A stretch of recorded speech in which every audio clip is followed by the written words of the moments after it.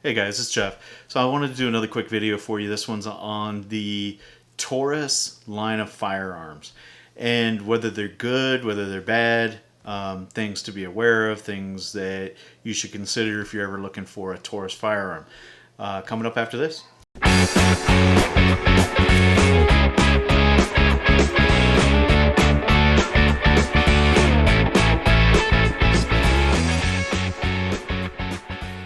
All right, guys, I'm back. So I'm always looking for ideas on how to bring content to you guys, ideas for videos and things to discuss, topics to cover, etc., etc. And I was looking through social media recently, and I came across a conversation about the quality of Taurus firearms. Now, I own several Taurus firearms. I've done a couple of reviews. They're on my channel. If you haven't seen them, feel free to go take a look at them. But the question is whether Taurus firearms are a decent firearm for the money. Are they dangerous? Are they worth putting your hard-earned dollars into purchasing one, or should you steer clear of Taurus altogether and go with something else? So, in doing research for this video, one of the things that I wasn't aware of, I hadn't really realized, was Taurus was sued in 2015, I believe it was. They had a class action lawsuit against them for various pistol types, and I'll link I'll put a screen capture of the pistol types that were covered in that lawsuit, that class action lawsuit. But basically, there was an alleging that these firearms were known to be defective, and Taurus wasn't taking the proper steps or the necessary steps to correct the manufacturing defect on these firearms, and so somebody sued them. Couple of dangerous shootings, accidental discharges or negligent discharges. Some people were really hurt, some people were killed, etc., etc. So that class action lawsuit went forward, and it didn't go all the way to court. But what it did do is they had a settlement agreement. A certain brand of pistol from Taurus, they were offering you money back based off the number of claimants that they had on this class action lawsuit.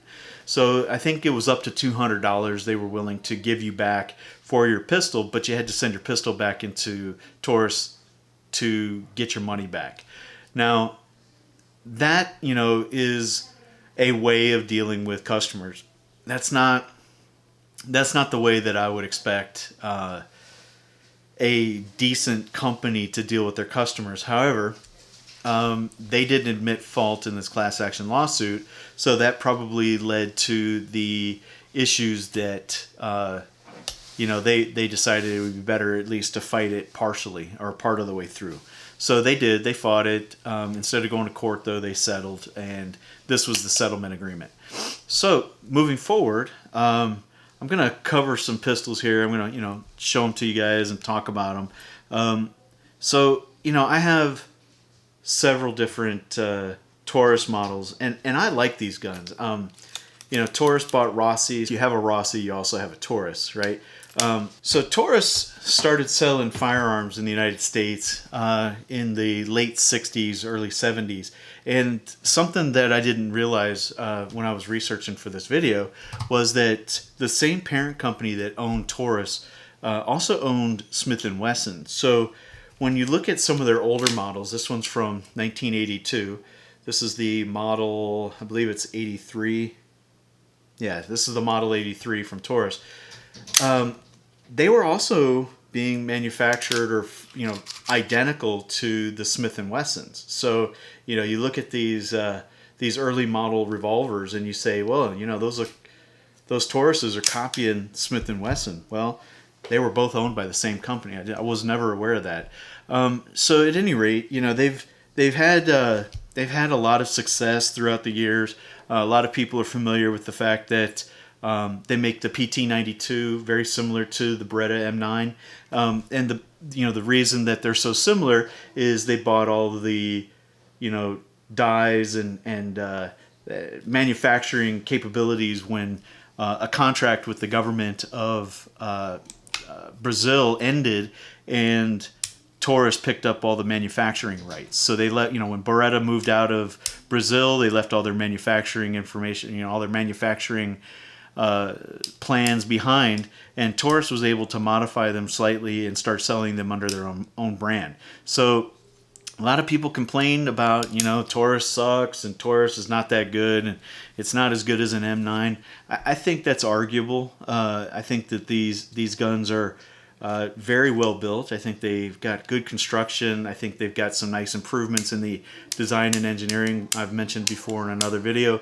I like the safety decocker where it's located. I think that's an improvement over the original. Now I know that the Beretta did make a model that had the safety decocker down here, but that wasn't the one that went mainstream. The one that went mainstream had the safety up on the slide. And I know you can get a decocker only. I'm familiar with all that. But I happen to like this one. This one's in production. This is the one you can get. This is the one that's everywhere.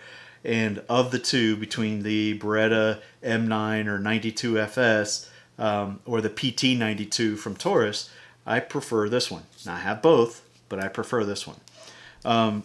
So other guns, they're manufacturing now. They have, their new model line. It's very similar to the, 686 or the, whatever, the Smith & Wesson version of the 7-shot revolver.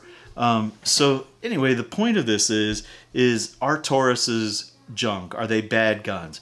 Well, I think in general, the Tauruses are great guns. I think they're a high value firearm, but because of that class action lawsuit, the negative press associated with that, and the fallout on their warranty, now they haven't stated that they've ended their lifetime warranty, but they have stated that they will honor per the agreement of the class action lawsuit any firearms that were purchased before, I think it was October or something 2017, and I'll throw that in a little screen capture into the video. But based off of that date, there's nothing that they say about their firearms about how they're going to handle lifetime warranties moving forward. If you purchased a firearm prior to that, then they're going to honor their warranty. If you purchased it after that, I think each individual firearm has its own warranty stated. I think it's 1 year. Are they going to stick with that? I don't know. I don't know if the warranty was the reason that they got themselves into trouble in this class action lawsuit. I did try to read it. That class action lawsuit is it's like reading stereo instructions. It's really not that interesting. So I did skim through it. I downloaded it and kind of read several different paragraphs in it.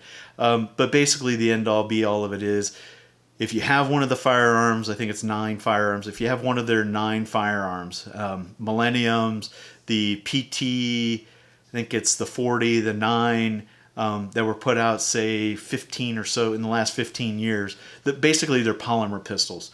If you have one of those, and you wanted to be considered a member of the class, you had to submit your firearm and your paperwork back by February 9th. I think they're still taking that, but you can't do it online. I think you have to do it by paper for another period of time. And don't quote me on this, guys. If you have one of those pistols, go look it up for yourself. The information's out there. I don't want to be misquoted. But basically, I think from that class action lawsuit, I think they've repositioned their company to not be a company that deals in lifetime warranties anymore. We'll see how that pans out. We'll see how they flesh that out all the way. But as of right now, that's the impression I'm getting from looking through what I was able to find. So anyway, this is more of a philosophy video, guys. I mean, I did try to show you some firearms. These are guns that I enjoy. This is from the 80s. I did carry a revolver when I was doing federal contract security work. They only wanted us to use revolvers a long time ago. Haven't done that in a long time. But this is a great shooting little 357 if you're in the market for a 357 4-inch.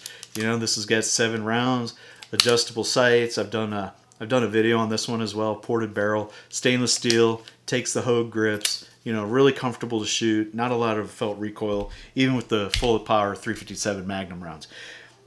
I've had these for a long time. They're solid in construction. Their fit and finish is not bad. I've definitely seen worse for the price, and they don't hold their value very well. So if you're looking for an inexpensive gun, there's a lot of these on the market. You can pick these up secondhand, and you can get them for a really good price. So I think that Taurus is definitely a firearms brand that should not be steered away from. If you're a value purchaser, you know, somebody who is looking to own something, you know, for self-defense, home protection, etc., and money's tight, you know, these are great options for that first-time buyer. You know, 15 rounds, solid metal construction.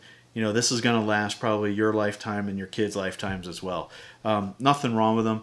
But if you do have some firearms that are in that class, make sure you get those looked into. And just like with anything, you know, it's mechanical. It can fail. It can go bad. Take your gun out, shoot it, learn it, you know, practice with it, know what kind of ammo it likes, it doesn't like. And if it has a problem, send it into the manufacturer and let them fix it. You know, I've sent in expensive guns into manufacturers before because I wanted them to make sure that that gun was 100%. So at any rate, that's all I got, guys. If you like this video, give it a thumbs up. I'd appreciate that. That's why I continue to make these videos. If you have any questions, throw them in the comment section. I really try to get back to you as soon as possible. And if you haven't subscribed yet, you know, please do. You know, share it with your friends, and let's talk about this. You can also follow me on Bitchute. It's a open source file sharing, you know, kind of like a YouTube. GunStreamer, I have a channel. I also have a presence on Facebook and on Instagram. So until next time, guys, I'll see you then, and stay safe.